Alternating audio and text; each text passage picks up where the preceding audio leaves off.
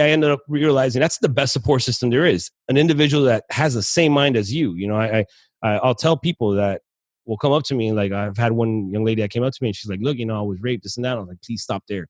I was like, let me find somebody that I know that was a military sexual trauma victim that you could talk to, because I'm going to be so off base with you that I don't want to make it wrong. Even though we both have PTSD and we struggle with it, I don't understand what it is you went through or how it affects you, but somebody that does can help you better, you know?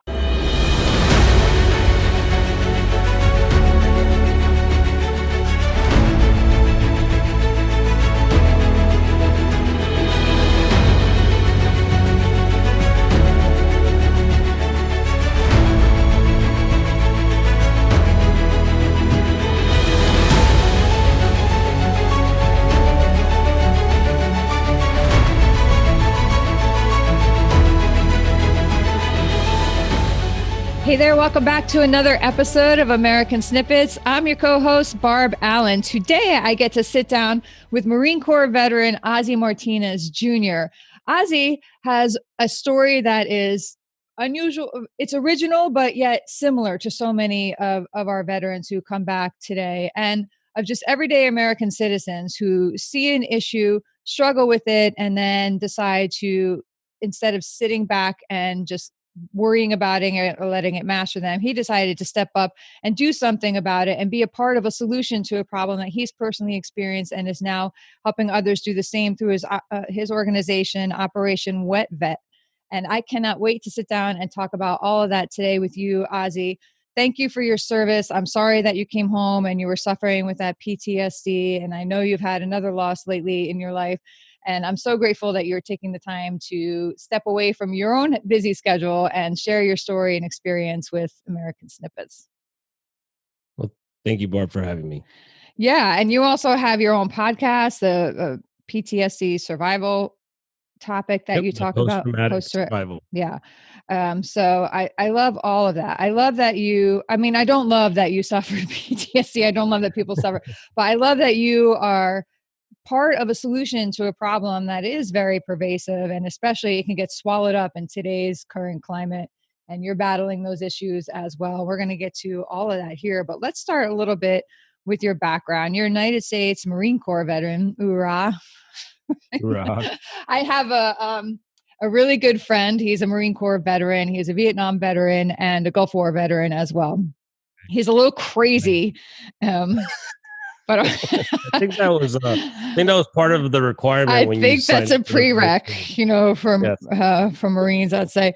But I love him. He's a dear friend, and he signs everything. Oorah, oorah. He walks around like you can hear him all the time. Oorah, like. Anyway, sounds like somebody. It's hilarious. So tell us about your service first of all. Like what interested you about serving? What prompted you to serve in the military?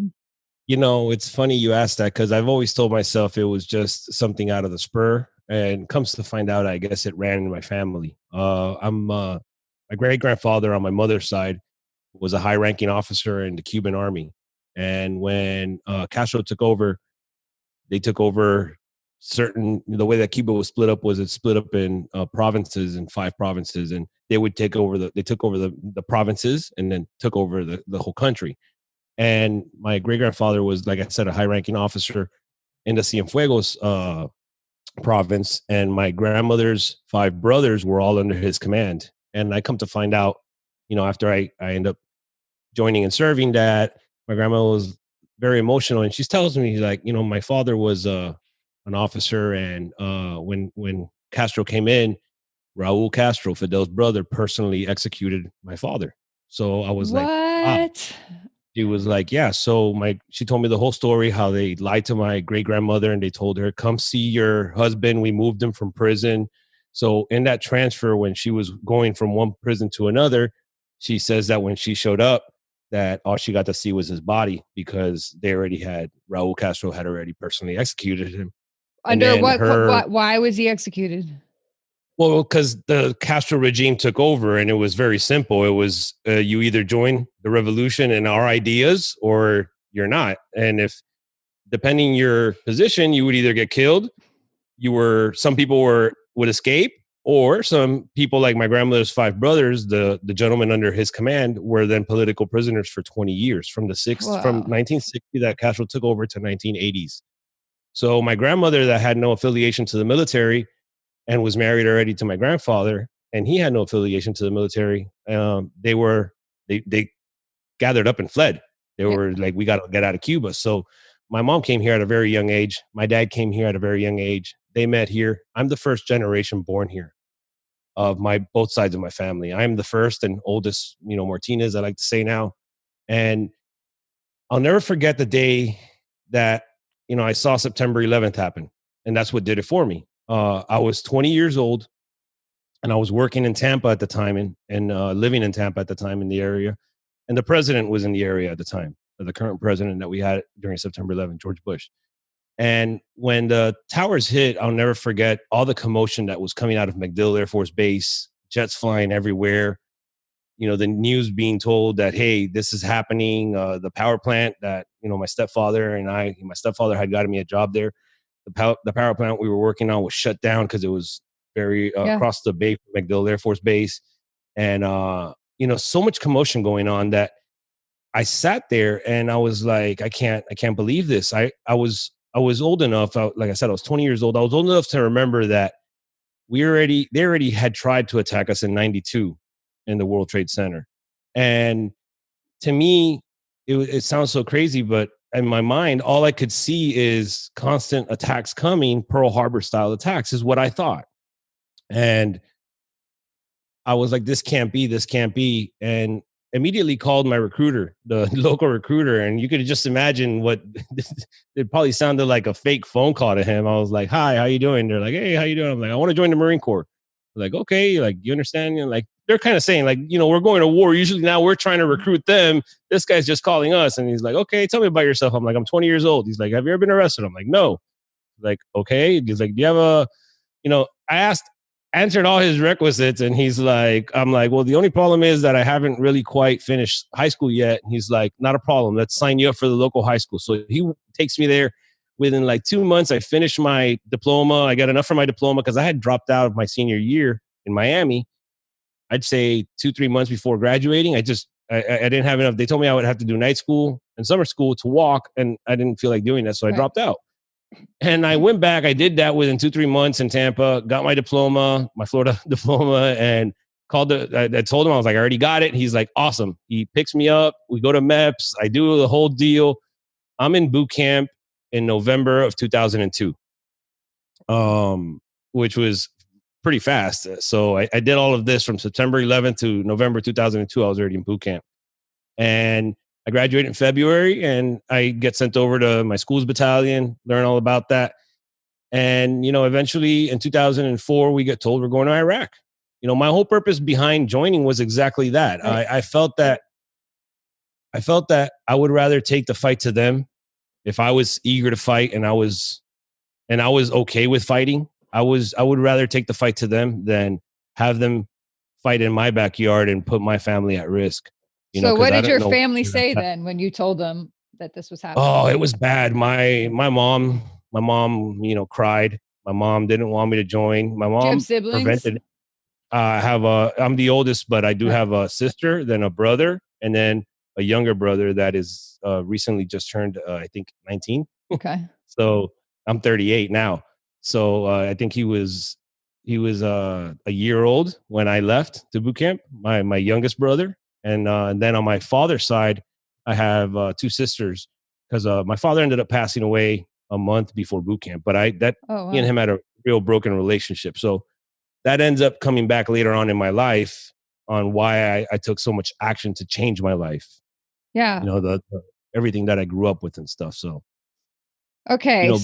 So now you're in Iraq and you did 2 deployments. Yeah, correct? So we went out in 2004. We went to Fallujah, and it was a fun time there. I guess historians will say that it was the worst of the worst. Everybody always tells me, "Oh wow, you were in Fallujah. That was the worst of the worst." I was like, "Yeah, I always say that we had the better half. We went to we were there from February to October, and then the second invasion started late October, November. So we really weren't part of that second invasion, but we were part of that first invasion." My unit too took significant damage. We lost our first casualty was April 13th, a gentleman named Corporal Combe. I ended up doing an episode on him on April 13th of this year, marking, the anniversary. And we lost him, and we lost my lieutenant September 12th to an ID. And then we lost the following day, September 13th, we lost 3 more Marines. One of them was actually the driver for Corporal Combs on April 13th. Oh, wow. He saved that Marine, Lance Corporal Puckett, Matthew Puckett, saved 10 individuals, 10 Marines on April 13th, was awarded the Bronze Star with Valor, and then died September 13th. Wow. And we left October. So we left less than a month later. We were almost gone. We were supposed to be gone already. And got home, got leave, came back from leave, and then was told that 12 of us, I guess, did such a great job that we had been selected to be crew chiefs for another unit that was about to deploy. That was about to deploy to Iraq. Yeah. And we were like, "Are you guys being serious?" They're like, "Yeah, well, you guys were hand selected by your former, gunnery sergeant that was with you guys in 2004, and he says he didn't trust anybody else but you guys." So we felt great because we were like, "Man, we're going with him." And then we show up and we find out that he got assigned to another command, and we weren't going with him, that we were going with a new gunnery sergeant. So we had to now get to know the individual that we were going with. Ended up working out great. He was a great gunny, our second gunny that we went to that deployment with. But on that deployment, we were attached to 2-1. We were on the 13th MU, which is the Marine Expeditionary Unit. You go on ships. So it's actually a deployment on ship.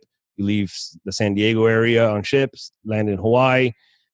We went to a bunch of other places, Singapore, Hong Kong, Dubai, Egypt, Australia, Bahrain.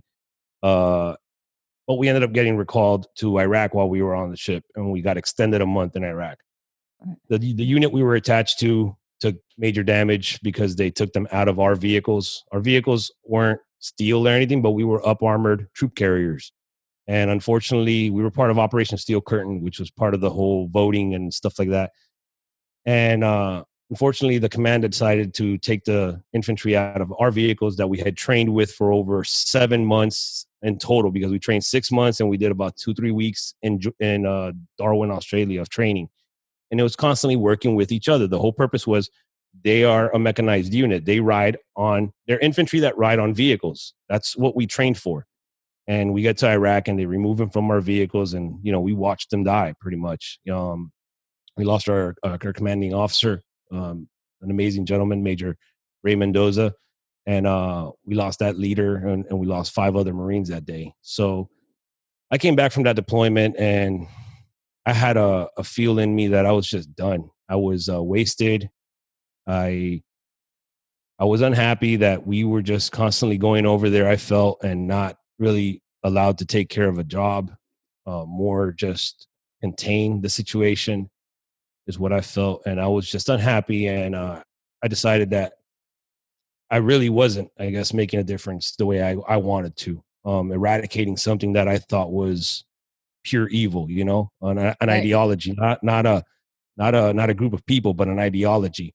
And I decided to just get out, and I got out in 2006. So when I got out in 2006, I moved back to Miami. Eventually I was told I couldn't do it, because from 2006 to 2008, I was anti doing anything I had to do. Right. I wouldn't wake up at 5:30. I wouldn't run my 3 miles every day. I never shot a rifle in those 2 years. I did everything that I just wanted to do as a civilian again. Right. And then in 2008, since the way the Marine Corps works is you do 4 years active duty. They say it's a 4-year contract, but it's actually an 8-year contract. You do 4 years active duty, 4 years inactive reserve. Right. I don't report anywhere. I don't report to nobody. I don't have to do anything. They say it never happens. In case something happens, you get called. Well, something happened, and I got presidential executive orders in 2008 sent to my house, along with a bunch of other guys that served in 2000, that got out in 2006 with me, that were all corporals or sergeants with multiple deployments.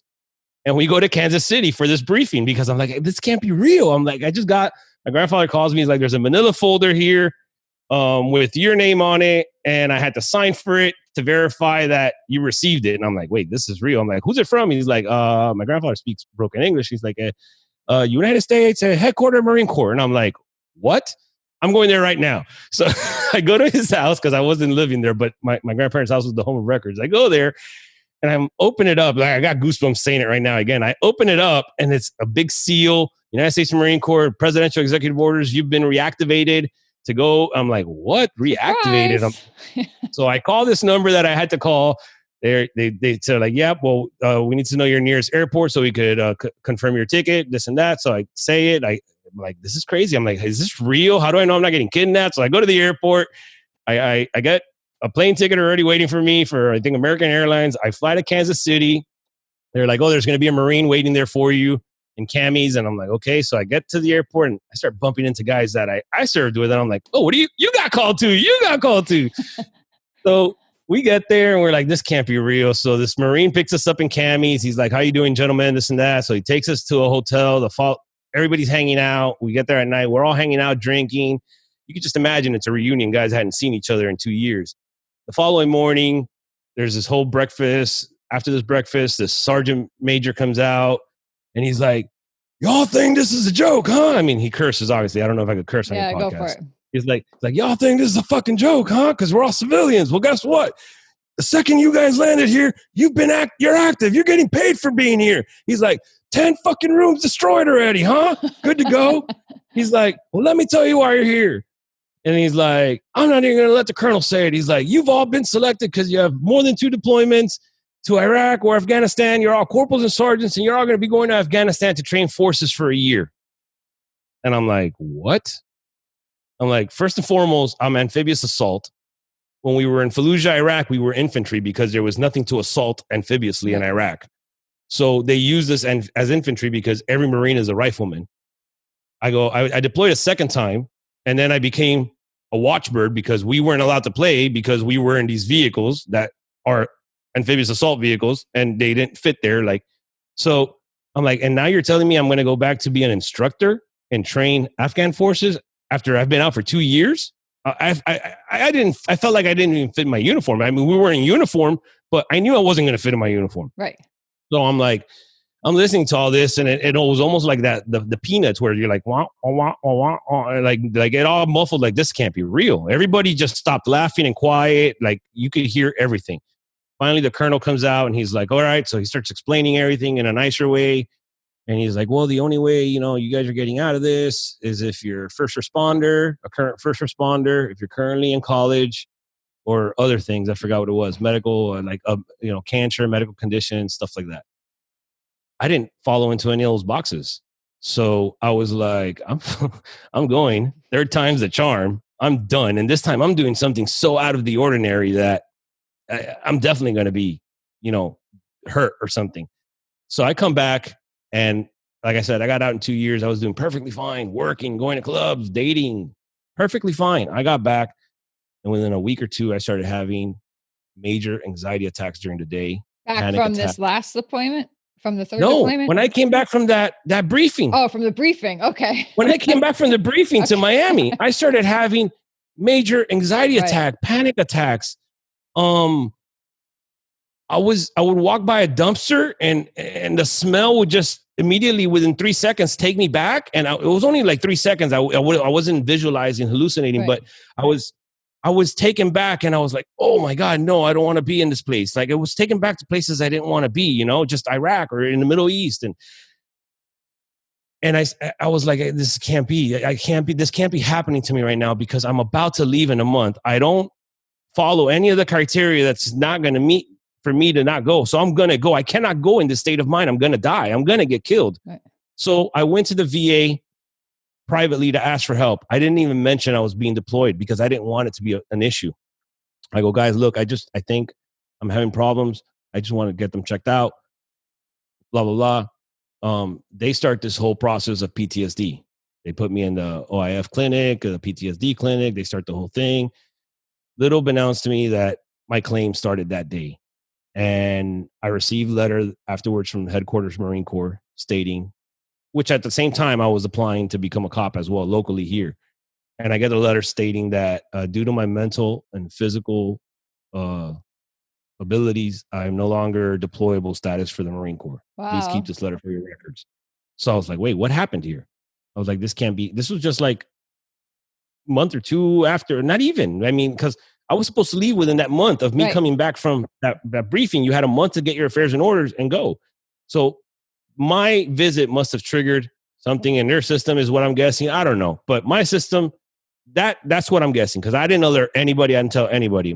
I was just trying to get my head fixed because I didn't want to be easy Right. pickings.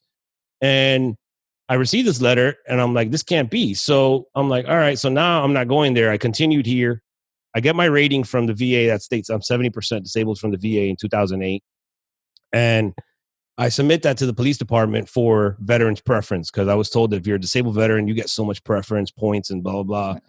I submit all of that. And then I get a letter stating that due to my mental and physical disability, I'm not a candidate to become a police officer. Yeah. Now, that doesn't mean I can't own firearms. I still own them. I still shoot. I go take my kids hunting. It just means that to them, I'm a liability, being hired already with PTSD. I could get it while I'm on the job, Right. but I just can't come onto the job with it. So that's where now my life started turning, because I was 26 at the time and I was just told I'm not good for anything I want to do. So that's that whole purpose that you were talking about. Right. You feel like you have a purpose. I mean, I'm not saying I was, you know, Superman as a Marine, but man, I loved my job. I tried to do it as best as possible. And I felt that I could do the same thing as a police officer. I felt that afterwards I could try to do the same thing maybe as a firefighter, but they wouldn't take me either because I have PTSD. And then you start feeling that you're just, not that you don't have a purpose anymore, as you were saying though, but in my case, you start just feeling that you're just damaged goods. Yeah. That you're just no good. You're broken. The only thing I was good for, pretty much, I was constantly getting retail jobs, but as a manager, and I was running general.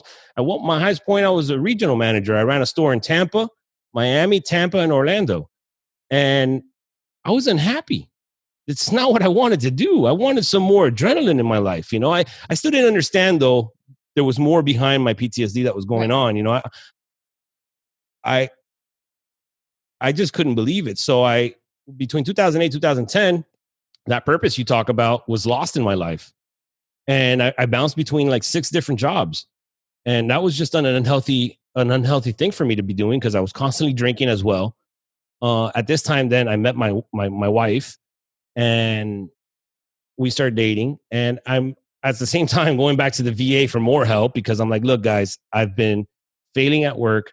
I'm trying to figure everything out. I'm still not happy with the way things are going here. I'm not going to your group therapy. I've tried multiple ones. I don't like it. I wasn't happy with the way just I was being treated, but still I wasn't awake enough to fight it. And I fell more into the system, is what I say. And a lot of veterans do fall more into the system, where Yeah. I went in and I said, hey, I found out about this thing called unemployability. I want to apply for it until I'm able to be good enough to find a job. I applied for it. They denied me unemployability and upped me from 70% to 100% disabled. Yeah, they'll do that sometimes, because I spent the time, that's what my job was, to file claims for veterans like that, individual unemployability, right?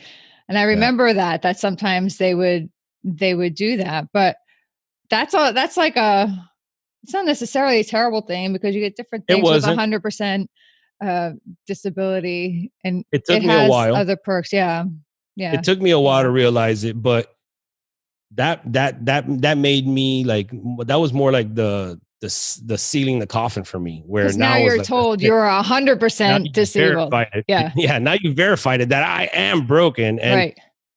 ultimately the most broken. And I'm like, this can't be. So my son's born, me and my wife get married in January of 2011. My son's born in July. During this whole time, I'm drinking real bad. I'm to the point where I was buying expensive alcohol, because like the cheap one just wasn't working for me. I wanted hard, it had to be like either hard bourbon or hard whiskey, hard scotch. And I didn't want it to burn down, so I wanted it to just be nice and smooth. So my wife would be like, "Are you serious again?" I would go to BJ's and buy 4 bottles of Blue Label. Well, And then they would last me maybe 2 months, and I was mixing it with my meds. And like I said, my son was born in July, and I'd say by January, December that year, a little bit more after that, 2000, 12, then she asked me to move out. She was like, I can't do this anymore. And I moved out, and I went through a process where ultimately I ended up abusing cocaine when I was living alone. It got to the point where I just didn't want to live anymore. I didn't want to die. Let me rephrase that, because certain places you'll read and they'll say I'm suicidal. I was suicidal and stuff. I guess I was, in a way. I didn't. I wanted to kill the life I had. Right. The plans I ultimately made were to go to South America somewhere or Belize and either try to reinvent myself, because I get my disability money. And if not, I figured that something would happen to me and nobody here would ever find out about me again. But I just couldn't live like this anymore. And I would try to look for help locally. My friends didn't understand me. My local friends didn't understand me. My family didn't understand me. And then what hurt me the most was I would look on Facebook, and Jay and I call it fake book. I would look on I would look on Facebook quietly trying to reach out, just me in my mind, reaching out to the guys I served with. And I would look them all up. I started friending a lot of guys. And then I'm like, man, their life is so great. Why am I so fucked up? I am definitely alone. I'm the only one going through this because these guys were with me. And they don't even feel they don't look like how I look like. They don't, I mean, I look bad. And I had gained 60 pounds. I was drinking all the time. And you could just tell when a person is healthier in their life. Their face looks different. Their skin looks different. The way you maintain yourself, I wasn't getting haircuts. I wasn't shaving. And then when I was, it was just like I would shave it all like a buzz, and then it would just grow out again like a chia, I was just going to say like a chia pet. Yeah, it had no purpose. Like great. Now I have purpose in my hair again, So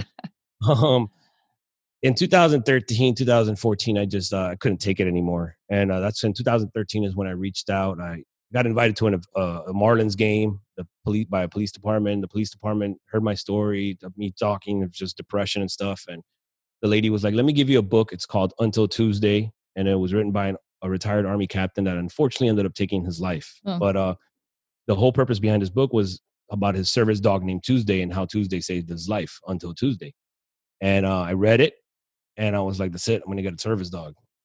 So I looked it all up and got approved by an organization that's no longer around, but got approved by this organization in California. They got me my plane ticket. I went out there for a week and a half. I met all the dogs they had. I got paired with a dog. I got my handlers training.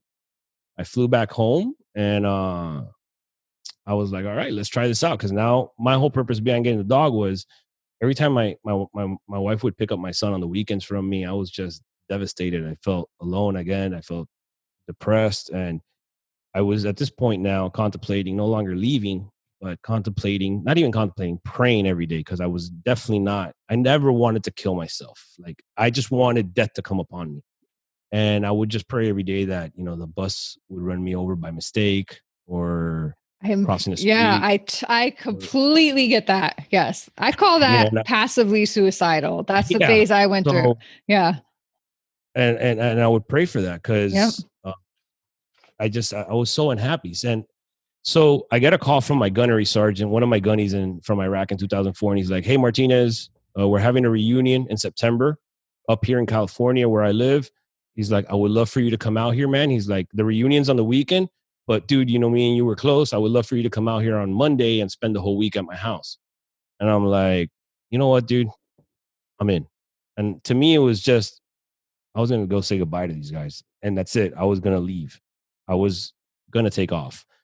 I go to California, go spend a couple days with him in his house. Then we go to the campsite for the reunion. Some guys showed up. A bunch did not show up, but some guys show up. One of the guys, Lance Corporal Puckett, that I was talking to you about, that died on September 13th and saves a bunch of individuals on April 13th. His mom, his brother, and his sister were there, and nobody knew that they were going to show up. But we had this reunion on September of 2014. September 12th, September 13th of 2014. So 10-year reunion is when we did this reunion. And I'll never forget, like the second day that we're all together, we're all hanging around on a fire, drinking. I mean, we hadn't seen each other in 10 years. And they were all joking and stuff, saying stories. And I'm like, hey, man, does anybody here ever just want to die? And like, It got quiet. You could hear the fire crackling. And I was like, no, but for real, does anybody here just ever want to just fucking end it all, dude? I'm not saying kill yourself, but like, you just fucking can't do it anymore. And then 2 guys like confirmed it. Yeah, man, me too, this and that. And I'm like, bro, but why don't we ever call each other or anything like that? Like, I try to look on you guys on Facebook, this and that. And they're all like, well, you know, I don't want to ruin your life. And I'm like, bro, but I didn't want to ruin your life. That's the reason why I never reached out to you, you know? So after that, the next remainder of the 2 days that we had of this trip, everybody was just so fucking tight. Every picture, I think we're all hugging each other, all 11, 12 of us that were there. Every picture is like that I have. And we became even closer. We created a bond that now not only we went to war, but now we've all told ourselves the internal demons that we've either struggled with or are struggling with. And some stayed quiet, you know, which I ended up then learning more about it afterwards. But come back from that trip, one of the days we were there, I'm talking to one of the guys, and the campsite we were at was for sale. And he was like, damn, Martinez, wouldn't it be awesome to just buy this place and just leave it for veterans, only to reunite units, because it had a bunch of little cabanas everywhere, only to reunite units and then let them experience what we just did right now. And I'm like, dude, that'd be so awesome. So we went over to the place, talked to the owner at the bar because he ran the place. And he wanted like 2 point something million for it. And I looked at PJ and I was like, this ain't never going to fucking happen, bro. So take it out of your mind. I was like, awesome dream, but you know, whatever. So I come back and I said it to Jay. I said it to, you know, on Jay's book on Overcome. He shared my story. He has to share my story in it. And when they told me too, you know, like I've wanted to kill myself, or I've had that thought, I tell everybody I felt like I had an elephant sitting on my back and my chest, and they both got up at the same time, and my lungs were able to breathe and expand. Like, oh my God. So I came back. This is September of 2014. I come back. I call my therapist that I already had been going to at the vet center, and I'm like, listen to me, Irvin, I know it sounds crazy, but I had this huge breakthrough. I'm like, I'm calling my wife right now because we've been separated since February of 2012. This is now September of 2014. She never divorced me. I kept on telling her, divorce me already, isn't it? She's like, no. So I'm calling her right now, and I'm telling her that she has an ultimatum because I'm telling you, something happened to me, and I'm like, I'm fixed. I'm cured. Something happened. At least a door was kicked down.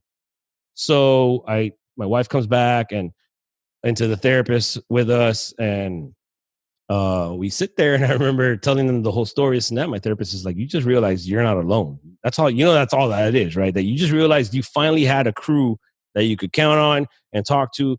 And that's a huge part, to have that support system that you felt you weren't getting from your wife, your family, right, your friends, you know?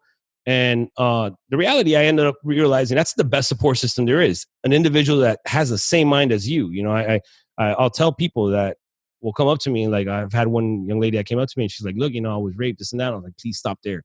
I was like, let me find somebody that I know that was a military sexual trauma victim that you could talk to, because I'm going to be so off base with you that I don't want to make it wrong. Even though we both have PTSD and we struggle with it, I don't understand what it is you went through or how it affects you, but somebody that does can help you better, you know? So that's what she kind of told me. She's like, these guys understand you. They were there. They saw what you saw or went through what you went through. And so I'm fishing with my best friend, and it couldn't get out of my mind. Like, how can we replicate this for other people, you know? And I'm fishing with my best friend down here in Miami. He's the only one that stood by me during my down. He got me my apartment that I ended up living in alone. He would come check in on me every 3 days. Hey, bro, go fucking shower, dude. Open up my curtains and stuff. And we're fishing, and I'm like, this is it. And he's like, are you on? I'm like, no, this is it, bro. This is it. He's like, what's it? And I'm like, dude, I was talking with PJ. I was having a conversation with PJ in my head while I'm fishing. Bro, how are we going to do this shit? Yeah. And I'm like screaming, and he's like, what is it? And I'm like, dude, I was talking to my friend in Iraq about making something that we could fly guys in for a week and reunite them so that they could all just talk and leave from there having a bigger support system. And I'm like, I'll never be able to do it in Miami because a week here would cost forever. It would cost a ton of money to fly people here and lodge them for a week. It's so expensive. I'm like, but in the back of a boat, I could have you for 8 to 10 hours for a full day fishing trip, and you can't go anywhere. What are you going to swim off? You're going to jump out in the middle of the ocean and swim away? I'm like, this is it. And he's like, all right. So I started brainstorming, started coming up with things, and it was like a domino effect. And it was like, somebody was like, oh man, they were like, how about wet vet? And I was like, man, wet vet sounds like, and like I said, Marines, Hispanic, Marines and veterans don't care. We have no filter. And I'm like, wet vet, that sounds like either I'm a Mexican or I'm a wet Mexican or wetter, like joking, And I'm like, everybody always thought I was Mexican in the Marine Corps because of the last name Martinez. So I'm like, no, I'm like either that or I'm like a fish doctor. I'm like, no, how about Operation Wet Vet? Because Operation will give it military. And everybody immediately, my whole study group that I was talking to about this whole thing, they were like, yes. So I immediately went on, I incorporated it. I was like, all right, I went on Amazon and I bought the book, Nonprofit for Dummies, and Nonprofit Accounting and Everything Else for Dummies. And I'm reading it and I'm like, all right, I think I could do this. I'm not gonna save. I'm not gonna blow money because I kept on being told like $2,000 at least for your 501c3 and all that stuff. And I'm like, where am I gonna get this from? This was me that came up with an idea. My family's supporting me, and I'm like, I don't have like donors, and I don't even know anything about corporate life. So I was like, all right, we could do this. I could do this. If I was able to go to Iraq and survive that, I could do this. I'm like, all right, cool. So I read the book like 2-3 times. And I filed for my 501c3. Well, during this whole process, though, I incorporated on June 1st specifically. June because PTSD Awareness Month is June. Okay. And from June to December, I'm doing little fundraisers. But the fundraisers I'm doing, I found a watch company on Instagram. I reached out to them, told them about my vision and what I'm starting. And he's like, I love it. I want to be a part of it. The very first person you reach out to says they love it and they want to be a part of it. Yes. Dude, that just does not happen, but go ahead. No, a company called... I get you. No, go ahead. It's still with me to this day. And don't expect those results at home, kids. Yes. I tell everybody that I must have just written the right scripture in this email or what. But I wrote him an email, told him my story, what my vision was. And he's like, not a problem, dude. I want to be a part of it. He sent me like 4 watches. These watches are valued $600 a watch. Nice. I'm like, all right. So what am I going to do with these watches? So I started raffling them off at events. People would let me do an event. I'd set up a table with our logo. I already had our logo designed and everything. And I started raffling watches. And eventually I got enough money to buy a Yeti cooler at Bass Pro with my military discount. Mm-hmm. I got the Yeti cooler, wrapped it with our logo. I asked the manager at Bass Pro, which happened to be a veteran.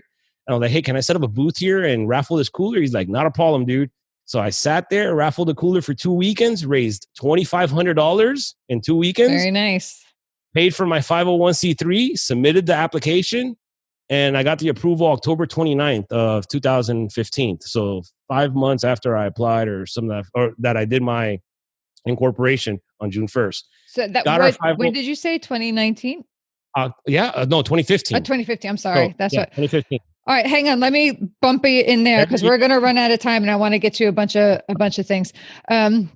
So 2015, you're incorporated, and just before we started recording, you were talking about you have a group coming in tomorrow, and this is right in the middle of the coronavirus. I guess we're going to be saying we can't keep saying. I've been saying we're right in the middle of the coronavirus because I keep thinking we're on the other side, but. Apparently we're in the early phases of the coronavirus. Yeah, somebody was telling me that this might last till 2025. I don't know if that's true or not. I mean, somebody was telling me that we have the chance that this might last that long. Who knows anymore? I think it's pointless to guess.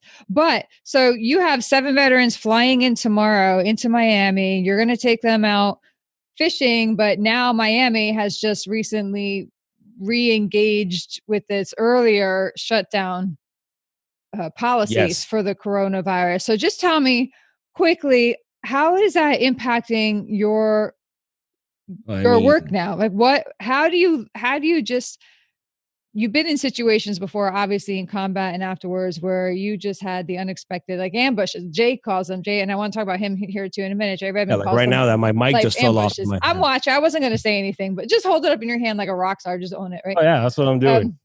So, but how are you going to pivot during that? What are your plans to adjust for the Well, newly? I mean, honestly, I could have just canceled everything from the beginning. I started Right. getting news that some stuff was going to come down the pipeline and we weren't going to have the ability to fish and stuff like that. So I just didn't want to. I figured that luckily in Miami, I have Broward, West Palm, I have the West Coast, Cape Coral, I have the Keys. So if Miami would have closed down, I'd still have these guys here and I would have bussed them to either West Palm, Right. Broward, worst case scenario, even Tampa, 4 hours away. And I would have had a charter captain, any one of those cities for fishing for them. That's cool. It's they're all just got to make sure they're all wearing their masks because they are finding individuals now down here in Miami if you aren't wearing your mask. They're finding you And on the streets, or but not out on a fishing boat. not out on a fishing boat. Right. So, but the supposedly the rule is, as I'm reading it, so it used to be 6. You were allowed 6 people on a charter. Now you're allowed 4. They have to keep social distancing at all times, and you must wear your mask when you're fishing, is what they say. That's crazy. So my parents just recently moved to Florida over the winter, and they came back for we had a death in the family. They came back earlier than they had planned to see everybody, and New York has this Floridians must quarantine for 2 weeks rule if you come. So are There's these veterans going to come to see you and then maybe have to quarantine when they get home? Like are any of them I saying, "Oh, hey, I maybe asked not"? them that. Yeah. I asked them that. I was like, guys, how do you feel? They're like, they were asking me. They're like, look, we're coming to you. Do we have to like go there and quarantine? And I was like, I haven't heard anything about that. I mean, none of you are coming from a hot spot, Right. so we're a hot spot. So I don't see. I mean, at the end of the day, I don't see that. Now, if you guys have to quarantine when you guys go back home, you're gonna have to figure out that with your local governments Yeah. and figure that out on your own and see if you want to If you lie still and want to, say I never went to Miami. But for instance, I got one of the guys is an active duty gentleman and he got denied his leave. The Department of Defense isn't allowing oh, anybody right, to right, right. travel. Yeah. So I had to cancel his plane ticket and put it on hold. I'll fly him down in a few months or something like that. But I had to cancel his. I had another individual that got the coronavirus, one of the local veterans that I had. So I'm flying 7 now in, and one got his own plane ticket. So I'm flying 8 in to Miami, and 4 local guys. One of the local guys just got it because he's a Okay. first responder, and I Oh, guess yeah, picked yeah. it up in that fashion. Yeah. And he calls me and he's like, "I got the Rona, man. I You can't go got the fishing. Rona. I got the Rona," and I'm like, "No." Well, So catch him the next time it's around. just Yeah. improvise and overcome. So I mean, it goes to what Jay taught us. Jay taught us to. It doesn't matter if you got to go through it, around it, or over it. I like to go through it. I always say that. I don't Yeah. like going around it, over it, because if you go around it and over it, you leave it there and it'll come back and haunt you. If you go through No, it, I that's a say you good point. destroyed it. That's a I good say you point. destroyed it, and then that's it. So All right, you've mentioned Jason Redman a few times here, and yes, anyone who follows American Snippets has heard of us before. You'll be familiar with him because we interviewed him, and then he and Ray Cash were also cool enough to have me on their show recently as well. But so I'm curious, what is your connection to him? How did you connect with him? And you yeah, told me before we started that he kickstarted you. So yes. that's super So cool for a lot of reasons. So give us the condensed version so we don't run out of time. But tell us, condense. I'll do yeah, it short. Like I said, I told you I like talking, so that's my yeah. problem. So No, no, no, we're so good. Um, uh, so I met Jay actually, ironically, not too long ago in 2017. So I started my organization. I thought I was doing great, but PTSD has never really gone away. And No, no. I've learned that it'll never go away. You just got to learn how to live with it, learn how to maintain the control the little problems it comes with and stuff like that. So I did a fishing trip with a gentleman named Sean Lopez, and he comes up to me and he's like, "Hey, man, I need to introduce you to this guy named Jason Redman. He's a Navy SEAL. He helps out veterans with an organization called Combat Wounded Coalition. And he's like, I went through this program called the Overcome Academy, and man, they're gonna teach you how to tell your story. He's gonna teach you on how to relate more and be more on a corporate level." And he's like, "Man, I love what you're doing with Operation Webvet, and I appreciate you taking me fishing." He's like, "I just feel like you could do so much more." And I'm like, "All right, dude, I'll give it a shot." I was still in like, I don't want help and stuff like that.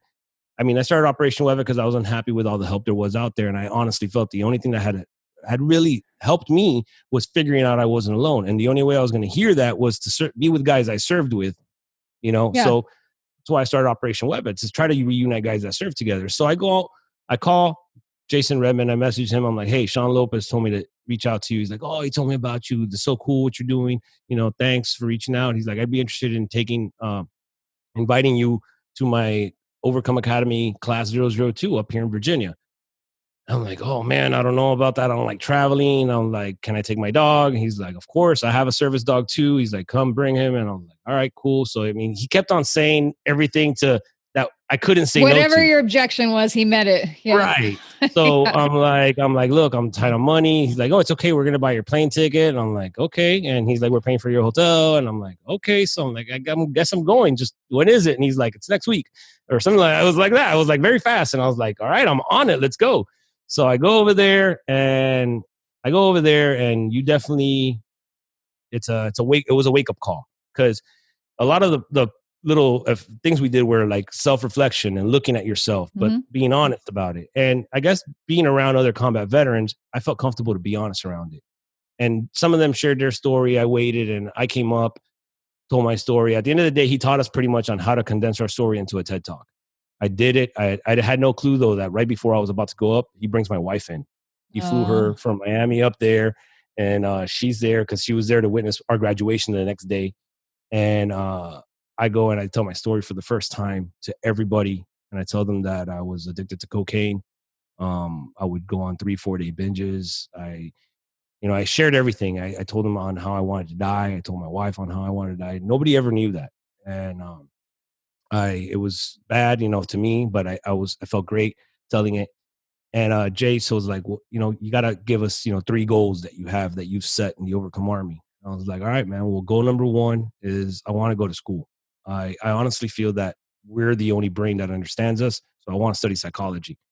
I go, number 2 is I want to grow my organization more. And number 3 is I want to do more in life. If it can't be politics, I want to use my voice some way, somehow. I want to be spoken. And he's like, all right, man, do it. I just, he tell us to do these goals that we can do in a while. And that was in September of 2018. I came back and immediately signed up for spring of 2019, Miami-Dade College. I went to Miami-Dade College, and in my first semester, I applied to the student government body. So I was like, oh, it's not real politics, but, it's giving me a taste of it. I was telling him joking. And then I started studying psychology, and then immediately tried to blow up my organization. So I called him over and I was like, hey man, I got some money, this and that. I got some guys that want to take us fishing. I want to take you fishing, Jay. So I took Jay fishing. And after that, I've taken a couple more guys fishing and stuff like that were helping me out a lot with publicity and stuff like that, like promoting it, not the way that I was. And I wasn't promoting it. I didn't want to dog and pony my veterans. I didn't want to take and have to use pictures of just amputees to get money. That's not just who I am. If you want to give me money to take my guys fishing, then cool. That's what I want. I want money that cares of what they're doing, not because they want a picture so that they could promote it for their money, but on the other hand, those companies that do support you, they need those companies. But also they need to advertise that they're supported. They need to let their clients know. Correct. Right. That they're doing that because that's going to get more people in their doors. So it is a balance to be had. And I'm saying this because I've felt the same thing. I've seen veterans, and as a Gold Star, I've been exploited by people who work for us, but I've also been happy to step in and be an example when somebody asks me, because I know that company is donating to this cause that is benefiting me and my family, and they need to make it known to their boards and their people that they're helping. So it's a fine line. It's a fine line to walk. It was huge. And that's what Sean saw. That's why Sean was like, you need to meet Jay. You need to meet Jay. Yeah. So Jay taught me how to walk that. Jay taught me with this whole, mindset and everything, and teaching me more. He's become my mentor and a really good friend. I mean, he was just here at my house last week when I had to put my dog to sleep. And it was Jay and I become great friends, and he was like, dude, you're the epitome, after a year and a half of knowing each other, he's like, you're the epitome of what I wanted for the Overcome Academy, and you're doing it. He's like, you're doing, and and I tell people all the time, I'm like, I don't get to the point where it's all the time talking about Jay, but I bring it up when it's necessary and at the right times. And I bring it up to show people that the effect that it actually had on me, that overcome mindset, and how it got me going. And like I said, you go around it, through it, or over it. I like going through it, because to me, going through it means that I went through it. I could experience. Right. I can't say that I skirted it. So, he just tells me all the time to just overcome things and stuff like that mindset. And right before this Corona thing started, or whatever we want to call it, I already had the feeling that something was going to happen. I was telling my wife in January, things aren't looking good. When the first one came, I was like, this is a little weird. The way it's just automatically just showed up here. Like, to me, it was just, it was just, wow. I was like, they're going to make something big about this, because nothing else is going on right now in the media. And I didn't think it was going to get this bad. So I was like, I want to start a podcast. And I was like, I got to do it now. And I started it, I think in February. You're pre-Corona cast. Yeah, I'm on pre-cast. So I'm not one of the ones that did it. There's the new era of podcasts. There's pre-Corona and there's Corona cast. You can't go online and buy a microphone, a cam link. Really? You can't buy anything that has to do with broadcasting or doing I did not know that, but I have seen. You can't buy a webcam on Amazon. Wow. It'll be interesting to see how many podcasts make it. We started ours a couple years ago, but yeah, anyway, carry on. Because now we have this whole new influx of podcasts, but yours is relevant to the point, the post-traumatic survival podcast. I've tried to just maintain my message, and my message is PTSD. I'm here to first and foremost break the stigma. A lot of people think that PTSD just means you're crazy. You can't have a gun. You can't leave your house without having flashbacks, and you have flashbacks and you think you're somewhere. And I'll be honest, I've never had a hallucinant flashback. I've been told by people that they have had them. All of the ones that have told me they've had them, none of them have been sober at the time. So it's not right. I don't think it's something like in the movies that just happens to you soberly. I do experience every 1 second, 2 second type of flashbacks where I'll smell something or I'll feel something. The other day I was cutting meat and it was just very oily and thick, the blood. And I wasn't in a good state. And I told my wife, babe, I'm about to pass out. And it was a trigger. I realized that that's just a real big trigger. So my message is about PTSD. It goes to my organization. The organization is, the program is called Project Therapy at Sea, or PTS. Those are the initials. So I was like, I really like it. And I was like, how can I focus around that in my podcast? And I was like, I want to stay with PTS. And I was like, post-traumatic struggle. I was like, no, because that sounds like you're just struggling all the time. I was like, I want J in my mind about overcoming. I was like, post-traumatic survival. And I was like, oh, that's it, PTS. I was like, yes. So I looked it up. There wasn't one with it. I made sure I set it up real quick, all the names and stuff. And, set up my plan like how Jay sets us. You always have the proper plan to execute.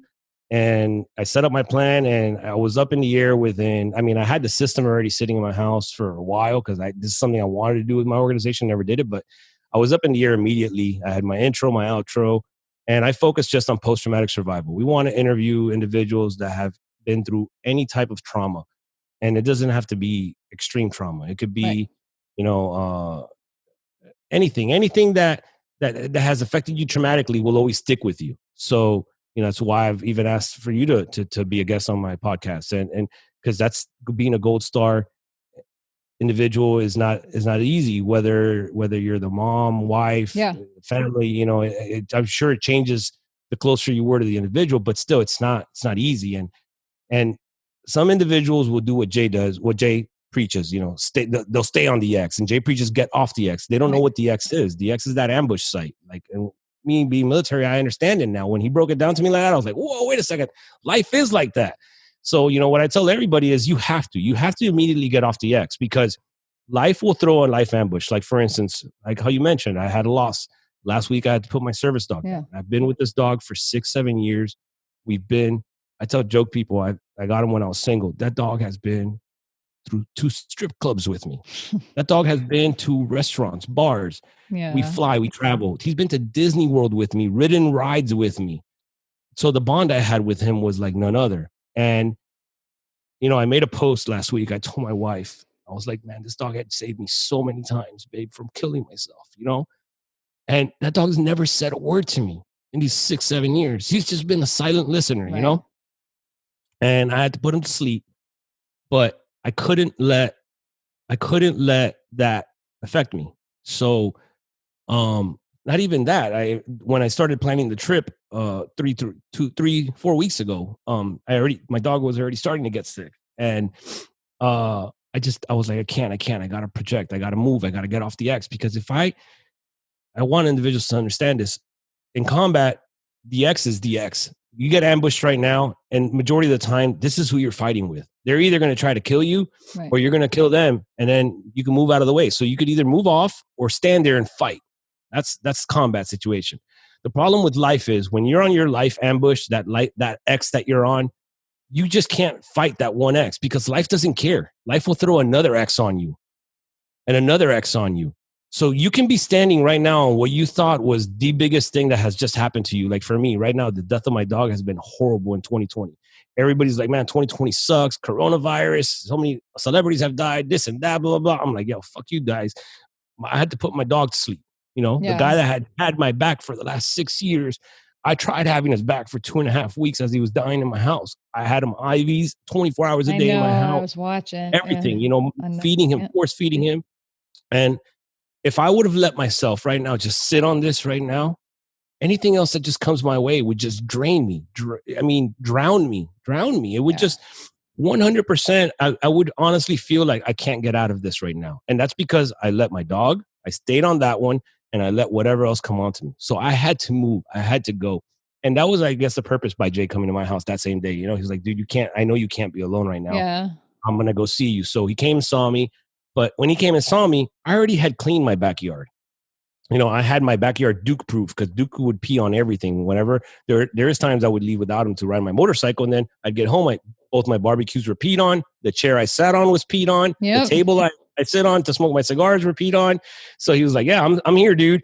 So immediately I rearranged everything, because if not, I knew I'd stay on that X that I'm missing Duke. I already miss him as it is. I know he's not here, but now I have to move on. You have to continue going. You have to overcome, because if not, it's going to drain you. It's going to consume you. I love that you are using your experience. I see it's emotional for you, but that just shows that someone's passionate and genuine about what they're doing. And I know the veterans in particular who come to you are going to be greatly impacted by your story and by your message. And I love the difference between sitting back and just getting pissed that nothing exists that you think it the way it should exist, and then just saying, well, you know what, fuck it, I'm gonna go make it, right? Like, that's the best part, I think, of what you're doing, is that you're leading by example. There are so many, as you're talking, my wheels are turning, and there's a lot of notes and stuff. I do take notes, because I always take notes during an interview, because I want to talk so much. I don't give you much time to ask. Yeah, no, well, and it's also stuff that I want to follow up on later, right? And so that's some of the things that I've been taking notes on and following up later to connect you with. I've been writing down people I want to connect you with, people we've interviewed, people that I know, people that are aligned with what you do. So I have a list here of people. I'm like, you're going to say something, and I'm like, connect you with this person, connect you with that person. Because the connection. Remember, I was telling you there's a connection. So this trip right now that I'm doing this Wednesday, they fly in Wednesday, they fly out on Monday. I got it sponsored by a couple of great companies, some logistic companies that sponsored the event, and Bass Pro, and I'm flying in that gunnery sergeant that started that reunion. So he's coming in tomorrow, and a couple of the guys that he served with alongside that weren't at that reunion, I'm flying them in, and it's going to be huge, because he hasn't seen some of these guys in 16 years. Yeah, that's great. That's great. That the Vietnam veteran I was telling you about, he gets together with his unit or has organizations that's one generation that realized it. Oh my God. They realized it because nobody else opened the doors to them because of what they did or whatever over there, that they knew they had to stick together. Yeah. No, I love them. They're my heroes. All right. Before we let you go, I do need to ask this question that we love to ask our guests. Part of why we started American Snippets is because we know, for me personally, I was impacted by so many amazing people in this country who stepped forward, who stepped in to help me when my life went to shit and continually serves as examples. And so about 3 years ago, when we thought this country was the most divided it would ever be, 3 years ago, who knew?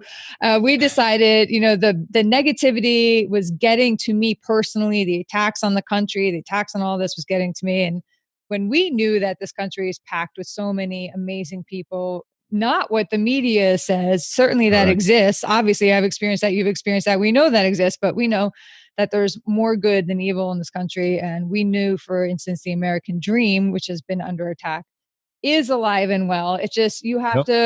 you have to want it. You have to work for it. You have to commit to it. But we know that that dream is not the same for everybody. We know there's no one cookie cutter version of the American dream. The white picket fence doesn't exist anymore.